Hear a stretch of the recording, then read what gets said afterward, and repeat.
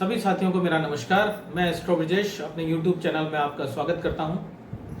आज हम ऐसे विषय पर चर्चा करेंगे जिसको सुनकर लोग थोड़ा सा घबरा जाते हैं। जब किसी के भी घर में मांगलिक कार्य होता है, बच्चा जो पैदा होता है, तो अगर वो मूलों में पैदा होता है तो व्यर्थ में हम लोग डर जाते हैं, जबकि ऐसा नहीं है।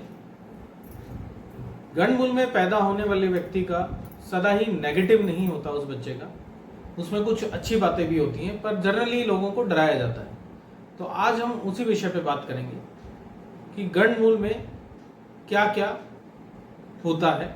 हर नक्षत्र के 4 चरण होते हैं। गंडमूल कौन कौन से नक्षत्र कहलाते हैं? अश्वनी नक्षत्र में अगर कोई बच्चा पैदा हो रहा है तो मूलों में माना जाएगा। अश्लेषा, मघा, ज्येष्ठा नक्षत्र और इसी के साथ मूल और रेवती नक्षत्र जो हैं ये गंडमूल में आते हैं। अब हम बात करते हैं सबसे पहले अश्वनी नक्षत्र के 4 चरण में, क्योंकि जिसमें चरण का बड़ा महत्व है कि कौन से चरण में आपका जो बच्चा है वो पैदा हुआ है। इससे कोई फर्क नहीं पड़ता है कि वो लड़का है या लड़की है। तो आज सबसे पहले हम देखेंगे अश्विनी नक्षत्र के अंदर जो बच्चा पैदा हुआ है वो मूल नक्षत्र में होगा, पर उसका जो पहला चरण है, पहले चरण के अंदर ऐसे व्यक्ति के पिता को, बच्चे के पिता को भय होता है, तो इसलिए उसकी शांति करवा लेनी चाहिए अगर पहले चरण में है, अश्विनी नक्षत्र के पहले चरण में। वहीं अगर दूसरे चरण की बात करते हैं तो ऐसे जो बच्चा पैदा हुआ है वो अपने जीवन में सुख की प्राप्ति करेगा और उसको कोई दुख नहीं होगा, सभी तरह से सुख मिलेगा। वहीं अगर तीसरे चरण में, अश्विनी के तीसरे चरण में जो बच्चा पैदा होता है उसको मंत्री पद प्राप्त होने के चांस बनते हैं और राजनीति में जाने का योग बनता है उसका। इसमें भी आपको पूजा कराने की कोई आवश्यकता नहीं है। वहीं अगर अश्विनी नक्षत्र के चौथे चरण में शिशु का जन्म हुआ है तो राज्य से सम्मान की प्राप्ति होती है, ऐसा व्यक्ति को गवर्नमेंट से लाभ होता है, किसी भी तरह से वो सरकार से फायदा प्राप्त करता है। वहीं दूसरे नक्षत्र अश्विनी नक्षत्र की बात करते हैं।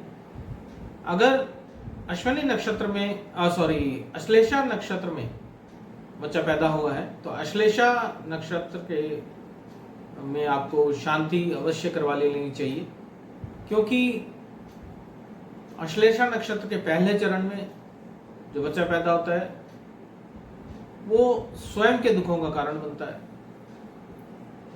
अगर दूसरे चरण में पैदा हुआ है तो ऐसे बच्चे का धन का नाश होता है, परिवार में पिता को भी धन का नाश होता है।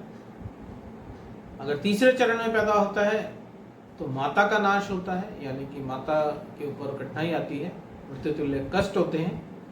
और अगर अश्लेषा के चौथे चरण में पैदा हुआ है तो पिता के ऊपर भारी रहता है, पिता को प्रॉब्लम आती है, मृत्यु तुल्य कष्ट या कोई बीमारी हो सकती है। तो अश्लेषा नक्षत्र के अंदर अगर कोई बच्चा पैदा होता है तो ऐसे में उसकी गंडमूल की शांति अवश्य करवाएं।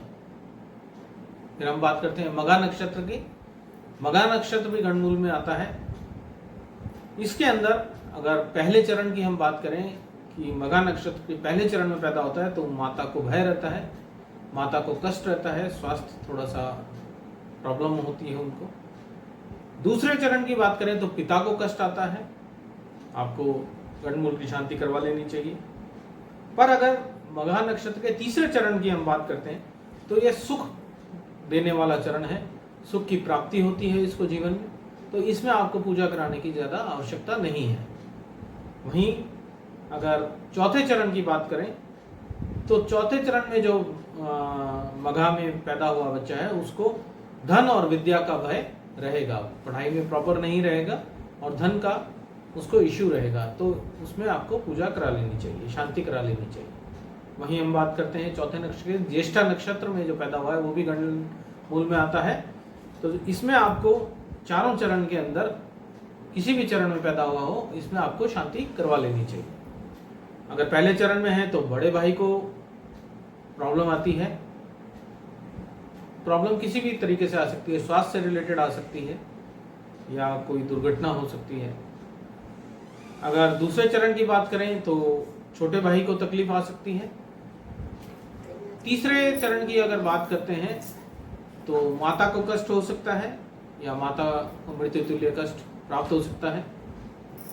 और अगर चौथे चरण की बात करें तो ऐसे व्यक्ति को स्वयं को मृत्यु तुल्य कष्ट मिल सकता है। तो ऐसे में गंडमूल की शांति करवाना आवश्यक हो जाता है। फिर बात करते हैं मूल नक्षत्र की। मूल नक्षत्र की बात करें तो पहले चरण में है तो पिता को प्रॉब्लम आती है, पिता का नाश हो सकता है। दूसरे चरण की बात करें तो माता का नाश हो सकता है, उनकी स्वास्थ्य खराब हो सकता है या उनकी जीवन के ऊपर प्रॉब्लम आ सकती है लाइफ लाइन पे। अगर सी की बात करें, तीसरे चरण की बात करें तो धन का नाश हो सकता है। और अगर चौथे की बात करें तो अगर हम चौथे चरण में जो बच्चा पैदा हुआ है अगर उसकी शांति कराते हैं तो सुख की प्राप्ति अवश्य होती है। वहीं पांचवा जो नक्षत्र है रेवती नक्षत्र, वो भी गंडमूल नक्षत्र में आता है। रेवती नक्षत्र के पहले चरण के अंदर सरकार से फायदा मिलता है ऐसे बच्चे को, यह बच्चा बड़ा होकर सरकार से फायदा प्राप्त करता है। दूसरे चरण के अंदर ऐसा बच्चा उच्च बड़े पद की प्राप्ति करता है। वहीं अगर रेवती नक्षत्र के तीसरे चरण की बात करते हैं तो धन का इसको सुख प्राप्त होता है, जीवन भर इसको धन की कोई प्रॉब्लम नहीं होती है।